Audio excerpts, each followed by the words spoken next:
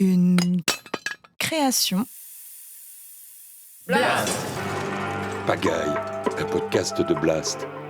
Un micro pour entendre ce qui se passe dans nos territoires. Il se passe quoi?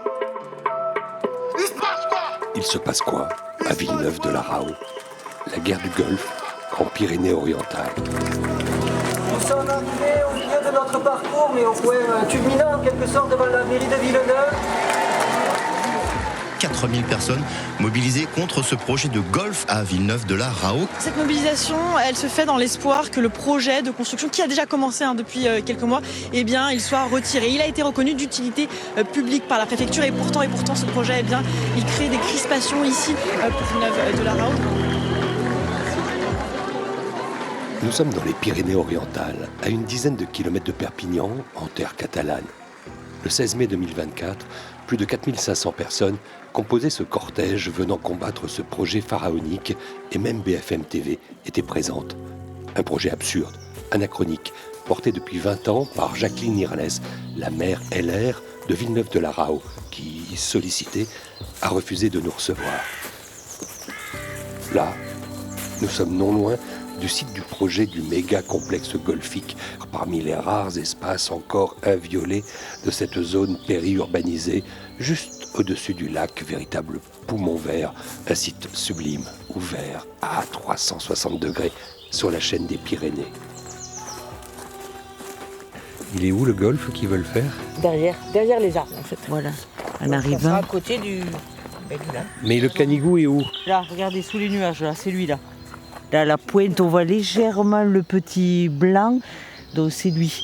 Là-bas, c'est déjà tout ce qui est côté espagnol. Là, c'est donc le village, Villeneuve de la Raho.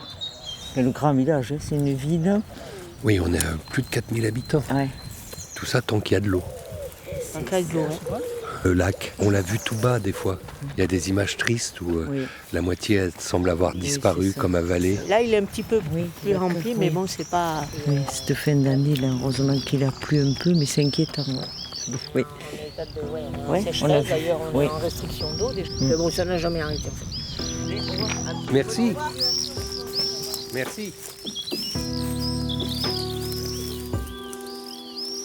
On est vraiment sur un endroit avec une vue qui est superbe. Philippe Poisse, militant écologiste local. Toute la zone est relativement plane. On a le village de Villeneuve qui est sur une petite colline au-dessus du lac. Un lac qui a été recréé dans les années 70 pour pouvoir à la fois faire de l'irrigation et en même temps avoir une activité avec une base nautique. Et on a une partie qui est réservée, c'est une réserve écologique, donc notamment sur des oiseaux et certains poissons. Comment ça a commencé, cette histoire du golfe de Villeneuve de la Raho? Ça a commencé au siècle dernier, 99-2000. On a un promoteur qui a eu l'idée de lancer une sorte de practice, un golf de petite taille, ce qui lui permettait en même temps, c'était son idée à l'époque, de défendre une zone en empêchant qu'on urbanise toute cette zone.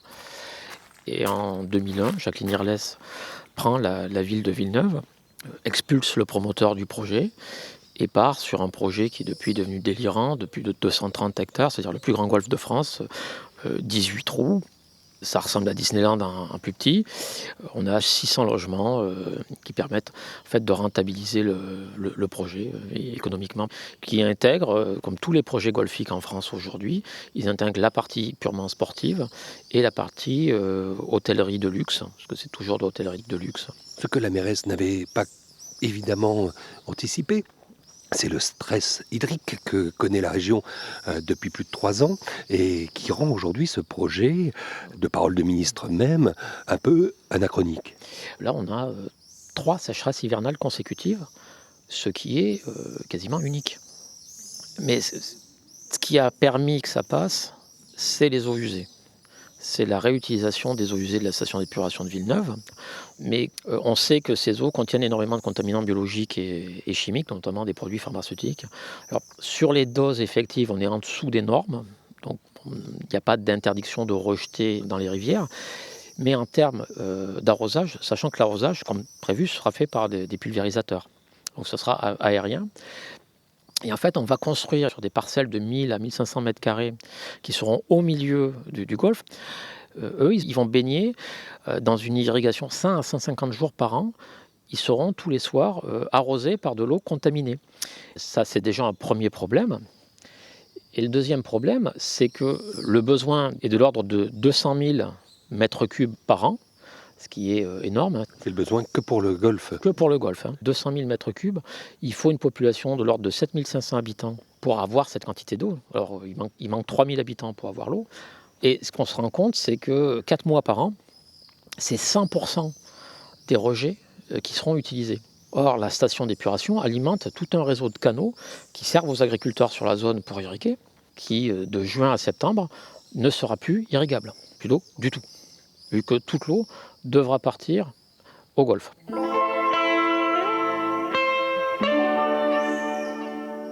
Pour faire un golfe, il faut de l'eau. Et c'est là que le problème se pose. Henri Gott, hydrogéologue, ancien président de l'université de Perpignan. On était habitué à avoir un climat, disons, méditerranéen. Et tout d'un coup, en 2023, on est passé à des pluviométries qui étaient de l'ordre de celles de Tunis. Tunis, du point de vue climat, c'est pas Perpignan. Maintenant, ça devient Tunis. Depuis 2023, on est sur le mur. Et d'ailleurs, depuis qu'on est en situation de sécheresse, quelques villages sont alimentés déjà par citernes, par camions qui viennent porter l'eau. C'est une sécheresse qui est une bride pour l'agriculture, et vous avez vu qu'il y a beaucoup d'arbres fruitiers qui sont arrachés parce qu'ils sont morts de sécheresse. Donc, on est en période de crise et de sécheresse.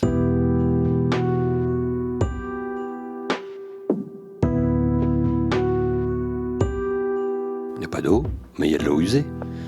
Pas de l'eau, mais il y a de l'eau usée. Mais l'eau usée, même, elle vient de quelque part. Nicolas Berjohan, chef de file d'Europe Écologie Les Verts en Pyrénées-Orientales. Aujourd'hui, les écologistes. Donc, si même les ressources d'approvisionnement sont taries, en fait, l'eau usée, on ne peut pas aller la chercher. Et par ailleurs, moins il y a d'eau, plus l'eau usée qu'on utilise, elle est chargée en éléments qui sont nocifs pour l'environnement et pour la santé. Moins elle est diluée. On commence à avoir ici, et dans l'Aude c'est pareil, un certain nombre de cours d'eau qui sont tellement affaiblis qu'on a du mal même à décharger les centrales d'épuration dans ces cours d'eau parce que ça donne des taux de pollution qui sont extrêmement importants, trop importants dans ces cours d'eau.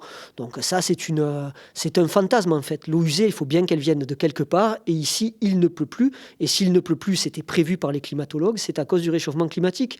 L'eau usée, c'est déjà de l'eau qui doit tomber, et elle ne tombe plus.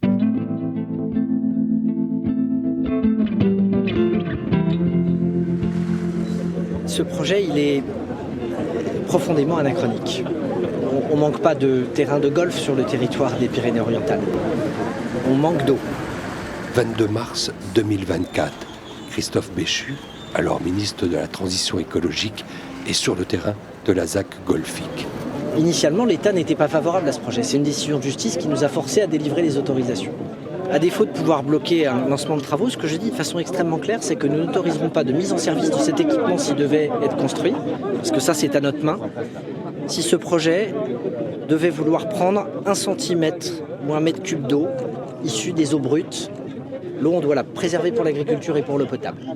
Et donc, si ce projet veut trouver une source, ça ne pourra venir que des eaux grises et des eaux usées, des maisons qui seront construites à proximité. Ça, c'est la condition absolue que je forme et que j'exprime aujourd'hui.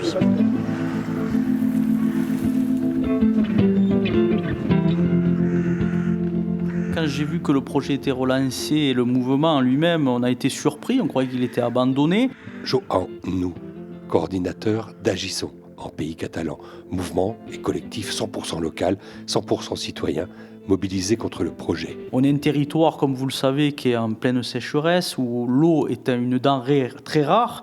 Donc faire ce projet anachronique, ce sont les propos de l'ancien ministre de l'Environnement, M. Béchu, est pour nous normal, car aujourd'hui l'eau doit être priorisée pour nos agriculteurs, j'insiste bien, nos agriculteurs, pour l'irrigation et pour la population, et pas pour des projets qui n'aura aucun ruissellement, sans jeu de mots, pour le territoire. Aucun ruissellement, ce n'est pas forcément ce que dit évidemment celle qui l'apporte, ce projet, la maire du village. Un projet qui est presque un Un serpent de mer, ça fait plus de 20 ans, qui aujourd'hui réapparaît avec les premières opérations donc immobilières, avec les premiers ronds-points. Donc on a l'impression que c'est en cours. Alors pas du tout, ce n'est pas en cours. Elle doit justifier justement auprès avec le promoteur qu'il y a des travaux qui se passent, il faut bien le justifier. Mais aujourd'hui c'est un projet qui, j'insiste bien, qui n'apporte rien, que la population est contre en grande majorité, elle a très peu de soutien au final. Et honnêtement, c'est un projet qui rencontre de nombreuses irrégularités. On est très loin d'un projet vertueux comme celle-ci, elle insiste dessus. Et on était au début sur d'une centaine d'emplois directs. Honnêtement, nous, on a fait une enquête sur les golfs qu'il y a déjà autour. Dans un rayon de 10 km, on ne dépasse pas la vingtaine d'emplois. Donc, hormis un projet immobilier, il n'y a rien derrière.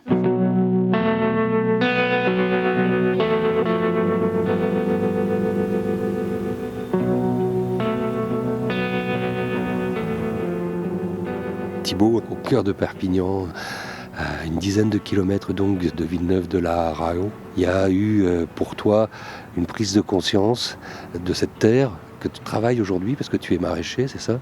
Oui, exactement. Du coup, j'ai fait un BTS en production horticole et ça fait maintenant 1 an que je travaille du coup en maraîchage et aussi sur le domaine arboricole.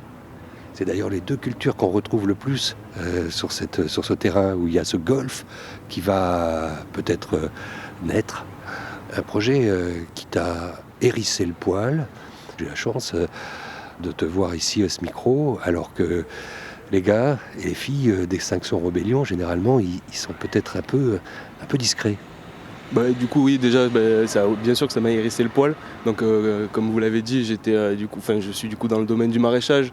Et quand on voit que les 2-3 dernières années, il est tombé à peine 300 mm dans le département, et qu'on nous dit derrière que des personnes ont comme projet, qui date d'une vingtaine d'années, un projet de golf qui va utiliser une grande quantité d'eau, alors que des entreprises maraîchères, il y a certains patrons qui sont prêts à mettre la clé sous la porte à cause de ces conditions-là, oui, bien sûr, ça hérisse le poil. Vous communiquez par des actions qui sont parfois coups de poing, parfois pleines d'humour. Oui, déjà c'est un projet qui a rassemblé beaucoup de personnes différentes. Donc on voulait rester quand même sur de l'humour et pas sur de l'action violente où il y aurait de la casse, pour justement démocratiser cette lutte et que ce soit une lutte avec le plus de personnes possible. Et donc l'humour, ça permet aussi de toucher un peu plus de monde. Donc on a eu une action par exemple pour le poisson d'avril où on a mis une barque sur le lac de la Raho justement avec écrit un golf dans les PO, poisson d'avril, point d'interrogation, donc une question pareil toujours sur l'humour. Et après oui, il y a eu une action du coup à Halloween où là on s'est déguisé et on a mis une banderole pareil du coup le golf de l'horreur pour montrer du coup tout le caractère, on a peur de ce projet qui va utiliser encore de l'eau alors qu'on en a besoin. Et ensuite une action pour Noël où on a impacté les algécos de chantier du golf avec les filets en plastique qui délimitent toute l'enceinte du projet. Et pour la Saint-Valentin où le message était faites l'amour pas le golf, parce que c'est une vraie guerre contre le vivant et de voir le département d'année en année s'assécher. Et même moi, je ne sais pas si j'arrive à me projeter de m'installer dans les Pyrénées-Orientales, vu les conditions dans lesquelles on est aujourd'hui et vu les politiques vers où ils sont en train de nous amener.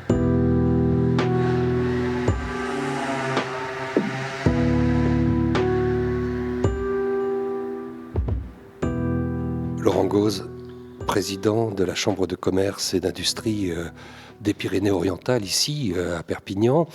Je suis content avec vous de trouver un défenseur de ce projet du golfe de Villeneuve-de-la-Raho qui n'en trouve en ce moment pas beaucoup. Je ne sais pas, moi je suis défenseur de l'évolution et du développement de mon territoire. Et en l'occurrence, puisque vous m'interrogez du golf, entre autres, bien sûr, de ce projet de golf porté par notamment la mairie de Villeneuve-de-la-Raho, qui a eu toutes les autorisations, qui permet de pouvoir outiller, fédérer, faire remonter la qualité de notre tourisme, 7e département touristique français, donc d'avoir un atout de plus, un atout supplémentaire. Alors ce projet, Ce qui cristallise aujourd'hui le combat de ceux qui sont nombreux d'ailleurs à se mobiliser contre ce qu'ils appellent le projet de trop, c'est évidemment ce manque d'eau. Faire un golfe avec des vannes d'eau ouvertes pour l'irriguer, ça n'a jamais été le cas. Que certains le fassent se croire, c'est le jeu des opposants. Et quand je vois les populations qui sont contre, je me dis qu'ils sont sans doute beaucoup, en tout cas d'entre eux, n'ont plus de soucis d'emploi, de développement et de futur. Et que moi, je suis en poste pour prévoir l'économie d'aujourd'hui, mais surtout essayer de donner un sens à l'ensemble des jeunes qui peuvent y travailler, qui peuvent s'y implanter, qui peuvent fonder leur famille. Et donc c'est vrai que je trouve que beaucoup d'opposants, sous un volet environnementaliste, sous un volet écologiste, c'est des conservateurs. Pourquoi ? Parce que beaucoup de ces gens ont fait leur vie et ils voudraient mettre ce département sous cloche. Vous dites parfois des déclinistes. Des déclinistes, tout à fait, parce que moi je crois à l'innovation, je crois à l'esprit humain, je crois à l'ensemble des améliorations que l'on peut faire techniques. Donc moi je crois en tout ça, je crois beaucoup à l'innovation qui va sortir l'ensemble des problèmes que nous affrontons. Les 92 universitaires qui font cette tribune pour plus de résilience, et tout le monde scientifique et universitaire de la faculté de Montpellier a réagi par rapport à ça aussi. Vous avez conscience que ça n'est pas porté que par des hommes verts, les petits hommes verts, vous les appelez?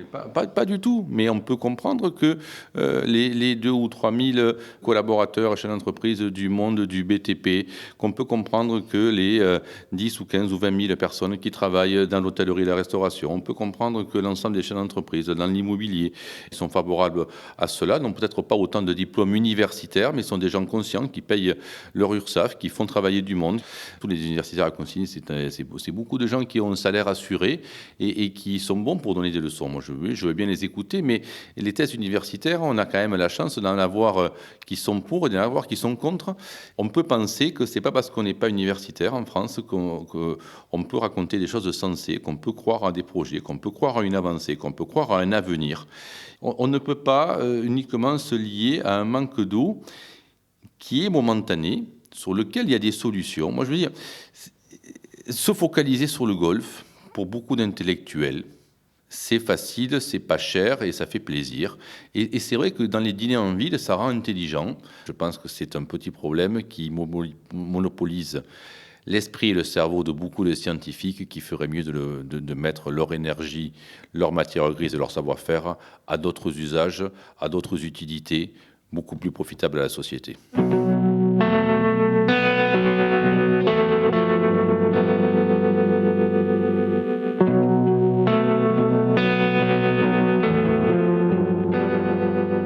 Nous sommes sur, en fait, le monde économique, en tout cas représenté, sur un modèle qui est basé sur le loisir. Voilà, grosso modo, le pays catalan devrait devenir un parc d'attractions à ciel ouvert, ce qui n'est pas du tout de l'économie durable et qui profite uniquement à une caste, il faut le dire. On a voulu cantonner le pays catalan à un territoire de tourisme, de loisirs, tourisme bon marché, il faut le dire.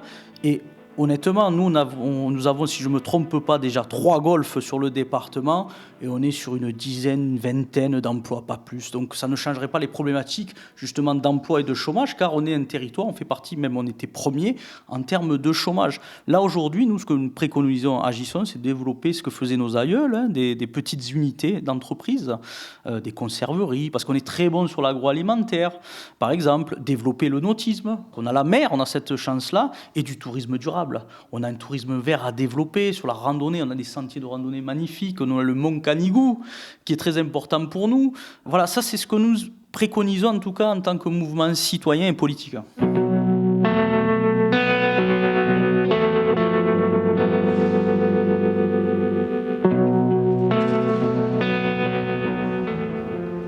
Nicolas Berjohan, les écologistes que vous représentez pour les Pyrénées-Orientales, en observant cette guerre du Golfe, qu'est-ce qui apparaît pour vous le plus essentiel ? Pour nous, le Golfe, c'est la caricature du mauvais développement de ce département. C'est-à-dire que c'est un projet qui table sur des ressources qu'il n'y a pas, l'eau, pour continuer à faire marcher le bâtiment, construire, faire venir et pour servir le secteur touristique qui est devenu ici complètement hégémonique. Il est vendu comme une bouée de secours à un département dont par ailleurs le tissu économique est extrêmement faible. Ça fait à peu près 60 ans maintenant qu'on table ici sur le tout tourisme et le tout béton. Et la vérité, c'est que sans cesse, ce département n'a fait que s'enfoncer dans la pauvreté. On vend le pays à l'encan. Et donc, plus on mise sur le béton, plus on nourrit les intérêts du béton, plus on mise sur le tourisme, plus on nourrit les intérêts du tourisme. Et ces intérêts-là, ils ne veulent pas changer. Or, aujourd'hui, les gens, et spécialement ici, sont appauvris, s'inquiètent et on continue à les renforcer dans leurs intérêts à court terme. Et c'est bien ce que dit le Front National finalement et tous les réactionnaires. C'est nous préférons faire ça, ne regardons pas ailleurs, ne regardons pas le long terme, continuons de fumer la cigarette jusqu'au mégot. Mais les gens sont dans une situation de telle fragilité, ils craignent tellement pour l'avenir qu'ils préfèrent entendre les discours qui leur disent tant d'emplois tout de suite, même si pour demain, ce sont des catastrophes à venir et des catastrophes économiques car ces emplois ne seront pas soutenables et des catastrophes écologiques qui feront que peut-être demain, eh bien, dans certains villages, les gens vont devoir déménager parce qu'il n'y aura plus d'eau. Voilà. C'est une erreur foncière de raisonnement, c'est un manque de courage politique, tout simplement c'est un manque de politique.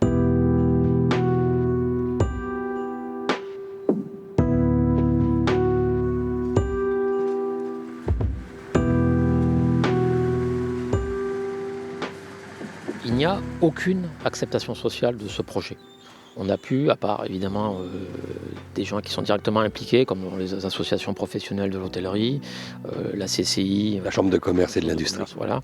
Et un petit peu les associations professionnelles autour de l'immobilier, parce que 600 logements, c'est des commissions pour les agents immobiliers. Donc on comprend, eux, ils ont un intérêt direct, mais ils le défendent de moins en moins, parce qu'il n'y a aucune acceptation sociale. Parce que dans le même temps, on prend de l'eau pour un golf qui n'attirera pas particulièrement des gens du coin. Et à côté de ça, on interdit aux gens d'arroser leur jardin, d'arroser leur potager, alors qu'ici on a des traditions de potager. On est sur une zone autour de Villeneuve où on interdit en été, depuis 3 ans, l'irrigation pour les agriculteurs. On interdit à des agriculteurs qui produisent de la nourriture. On leur interdit de travailler, ils ne peuvent plus produire. Tout le monde se rend compte que ce mode de développement économique ne peut aller que dans le mur. Donc on arrive, alors c'est compliqué de fédérer parce que on a des gens qui disent mais bon, on pourrait faire d'autres types d'activités comme l'agrivoltaïsme, parce que ça permettrait aux propriétaires de récupérer 3 sous sur l'affaire. Il y en a d'autres qui vont être très anticapitalistes, ce qui est un peu mon cas. On va être un petit peu plus dur, on ne va pas forcément vouloir s'associer avec certains, mais on arrive bon an mal an parce qu'il y a un vrai problème d'intérêt général et que maintenant tout le monde a conscience de la situation de crise autour de l'eau. Donc on arrive à mettre tout le monde autour de la table avec des fois des réunions. Enfin, c'est assez amusant d'avoir des réunions avec des grands bourgeois qui représentent des associations politiques de droite traditionnelle bien bourgeoise, et à côté on ramène des mecs des soulèvements de la terre ou d'Extinction Rebellion ou d'autres associations. Donc des fois ça fait des réunions un peu... Des fois il y a des choses un peu musclées. Mais on arrive quand même, on a fait une énorme manifestation. D'une certaine manière, on peut dire que la manifestation de 2024, qu'il y avait plus de 4000 personnes qui étaient là.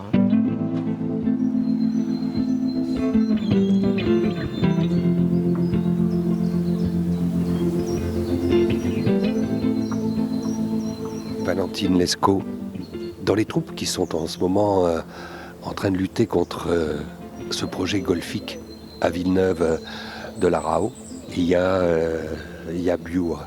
Bure, c'est une coalition. Effectivement, parce que ce département, ça ne va pas du tout. Voilà, il est en train de se défigurer. En plus, ça grignote sur les espaces naturels, sur les terres agricoles. On a tous ces villages qui restent vides aussi, donc ça ne va pas. Et donc, il faut qu'on soit plus fort, qu'on soit donc ensemble et qu'on soit beaucoup plus présent médiatiquement, et aussi prendre une place devant les élus, parce qu'en fait nos ennemis entre guillemets c'est souvent malheureusement les élus locaux, et donc on a créé cette coalition. Donc Bure, ça veut dire vivre en catalan, c'est tout simple. Oui, c'est ça. Parce qu'en fait, il y a ici quand même une fibre catalane très très forte. Les gens adorent ce territoire, cette nature très présente, cette montagne, les terres, la mer. Et là, le choc, cette sécheresse qui a démarré il y a 3 ans, plus d'eau. Et puis, on a ce golfe. Et là, c'est quand même la cerise sur le gâteau. C'est quand même, c'est même caricatural, mais c'est quand même à l'image aussi de ce département. Moi, ça fait donc 20 ans que je le regarde. J'ai quand même noté, j'ai vu son évolution et comment ça se construisait beaucoup, de plus en plus, ces lotissements qui grignotent tous les espaces naturels. En plus, c'est pas tellement la question de l'habitat, c'est aussi la manière dont c'est construit. En fait, ici, il n'y a pas de règles urbanistiques, ils ne respectent pas. Ici, c'est murs de béton. Goudron, pas d'arbres, pas de végétation. Donc il y a quand même déjà là-dessus des choses qui pourraient être facilement mises en place. Voilà, on sent ce département par rapport à d'autres en France, une espèce de retard intellectuel, mental, de la part des élus. En fait, je suis désolée pour eux, mais on est toujours un peu contre eux. Mais il faut dire que c'est eux qui délivrent les permis quand même, c'est les maires qui délivrent les permis. Ici, c'est l'urbanisation opportuniste, on a un terrain, on construit, on fait la route après. Résultat, il y a des embouteillages, il y a des routes partout. Et puis les centres, Perpignan n'a pas de vie parce que tous les centres commerciaux sont autour. On met des complexes de cinéma à côté, donc il n'y a pas de vie. Il n'y a pas de vie dans les villages. Et puis, parallèlement, il y a le climat qui change. On le vit, il n'y a toujours pas d'eau, il a plu, c'est vrai, c'est beaucoup mieux, tout est vert. Mais les nappes, elles ne sont pas rechargées. C'est le seul département en France qui est en alerte rouge. Mais c'est comme l'autoroute A69, on continue, on y va.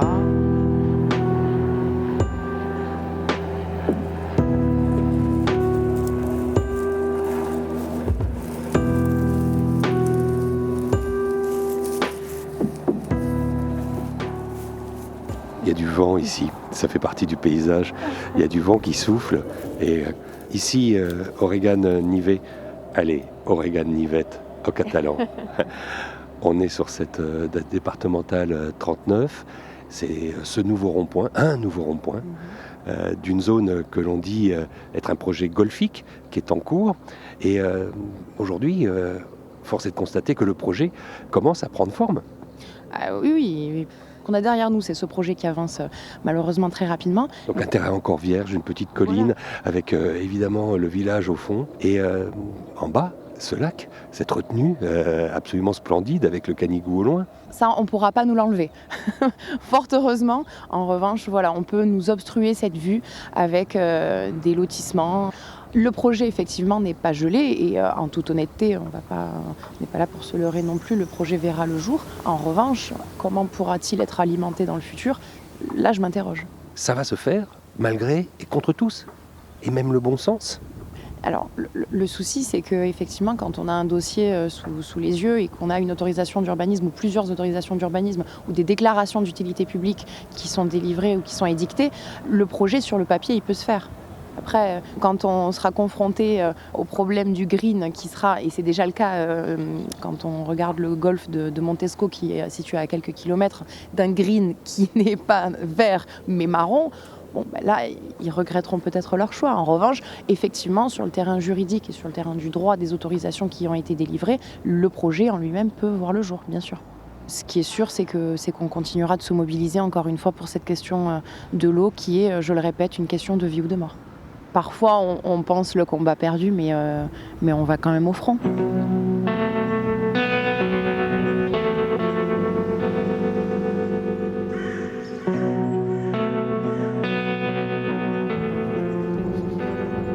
Bonjour. Est-ce que la pêche fut bonne ? Non, rien. Vous avez rien pris ? Non, pas de douche. Et le golf ? Moi, le golf, je suis pas partisan, personnellement. Et il y a déjà assez de circulation, vous le voyez, là, sans remettre avec un golf et prendre de l'eau. Surtout que là, cet été, c'était à sec, presque. Il n'y avait rien comme flotte. Alors, Madame Labert, évidemment, c'est elle qui pousse. Elle dit, ouais, mais il y aura 250 emplois. C'est pas vrai. Mais c'est pour avoir l'autorisation pour faire le golf. Mais ils le feront, ça. Ils vont construire, je ne sais plus combien de logements, là. Ça va être des cités dortoirs, il n'y a pas de boulot, là. Et hôtels de luxe, non, mais c'est quoi, je ne sais pas où, à Cannes. Il n'y aura que les riches, finalement. Toujours pareil. L'argent attire un peu l'argent aussi. Hein? Qu'est-ce que vous voulez faire? Madame la maire est contente, ça lui fera des administrés en plus, ça lui fera du pognon en plus, avec les taxes sur le golf et tout. Et le pognon, il va rentrer. Voilà.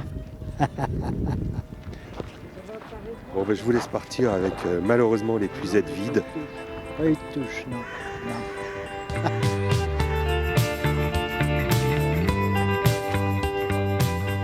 Il aurait pu se nommer Jacques, notre pêcheur à la ligne fataliste, à l'épuisette vide. Le pognon, toujours le pognon. Mais ce que ne sait pas encore ce voisin, pêcheur de Villeneuve-de-la-Raho, venu piéger la truite d'élevage, c'est que le pognon, pas forcément bien propre, apparaît aussi dans ce projet. Une enquête est en cours sur des soupçons de malversation et d'enrichissement personnel. Une enquête suivie de près par le mouvement citoyen Agissons en pays catalan, coordonné par Joan Nou. Il y a cette arme juridique et qui vous fait penser, Joan Nou, que ce projet n'aura pas lieu. Oui, parce que quand nous avons rencontré la préfecture, il faut savoir que c'est l'État aujourd'hui qui s'oppose au projet avec un article 40. Un peu technique quand même, il faudrait. Alors voilà, l'article 40, donc, c'est déclenché par une administration ou un fonctionnaire quand il y a des irrégularités. C'est le PROC, le procureur de la République, qui justement a déclenché une enquête car il y a des irrégularités sur l'appauvrissement de la commune et l'enrichissement de certains élus. Sylvain vous en dira un peu plus, mais il faut laisser la procédure, bien sûr. La procédure est en cours. Il y a évidemment des rencontres entre la police, justement, et les différentes personnes qui vont être consultées. Mais il y en a pour 1 an. Mais en tout cas, le dossier, si la préfecture s'est engagée à faire une enquête, c'est que le dossier est crédible.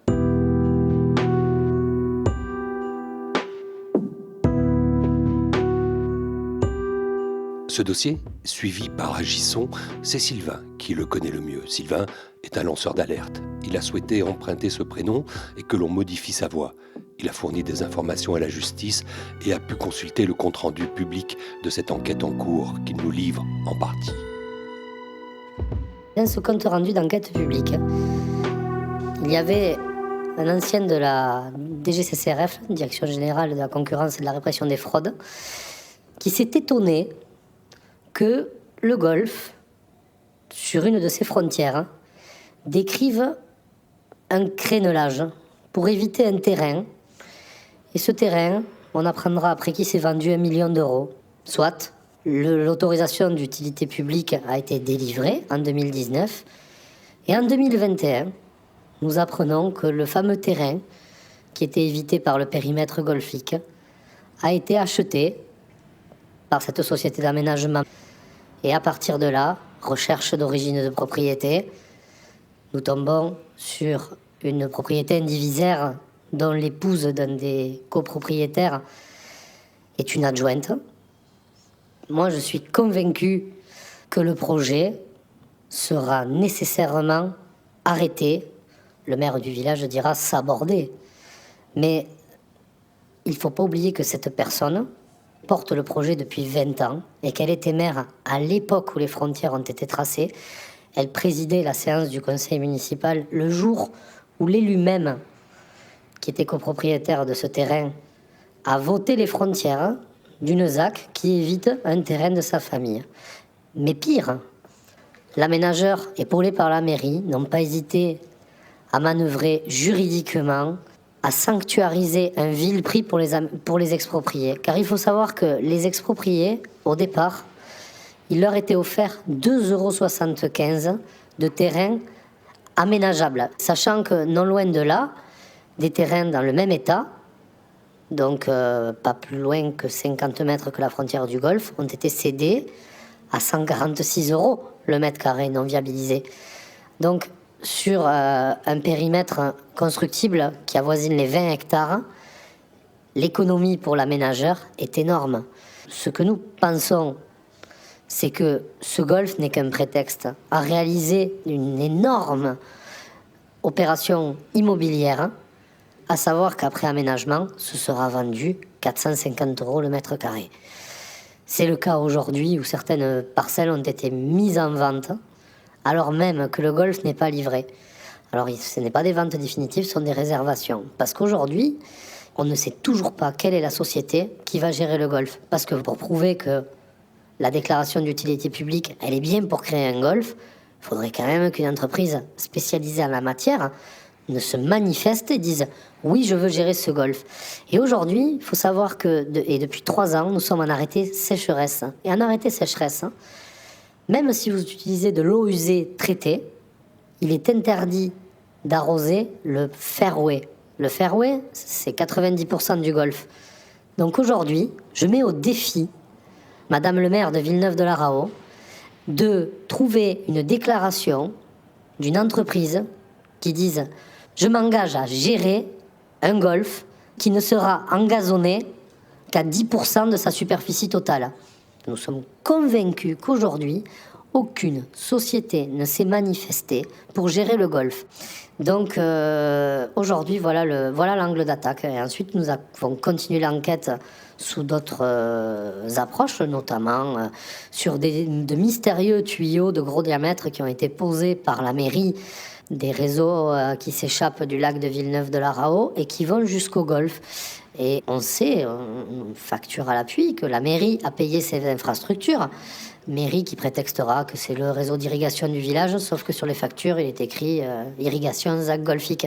Et le traité de concession, il prévoit que par contre, la mairie, elle n'a pas à investir dans le golf. Donc, il y a un détournement de fonds publics. Voilà.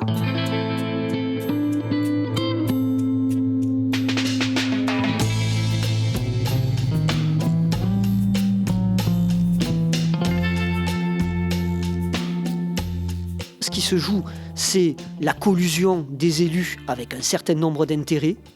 Et je crois que la manifestation que nous avons organisée avec Unitat Catalane a montré qu'il y avait des gens qui étaient encore disposés à se battre dans ce territoire pour le sauver.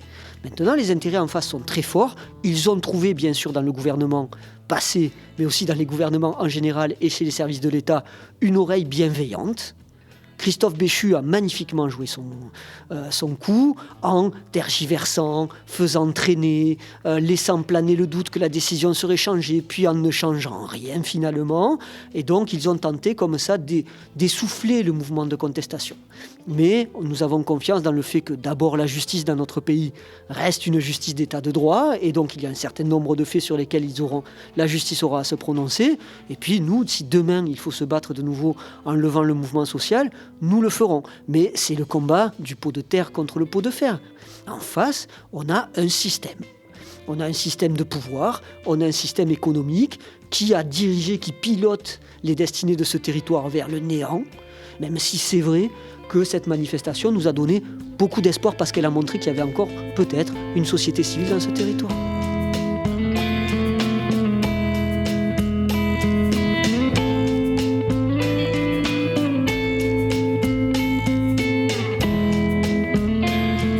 La guerre du Golfe, en Pyrénées-Orientales, fin de ce 15e épisode de Pagaille à Villeneuve-de-la-Raho. Un reportage d'Alexandre Hérault, réalisé par Vincent Deck. Cette émission est dédiée à la mémoire de Justine Renard, enseignante en écologie, géosciences et transition des territoires au département génie biologique de l'IUT de Perpignan, qui fut l'une des chercheuses les plus engagées contre ce projet. Si vous voulez aller plus loin dans le dossier, n'hésitez pas à vous rendre sur le site agissons.org. Ce podcast est le vôtre. Si vous l'avez aimé, likez-le et faites-le circuler. N'hésitez pas à soutenir Blast et ses efforts en faveur de l'audio en vous abonnant. Une création Blast.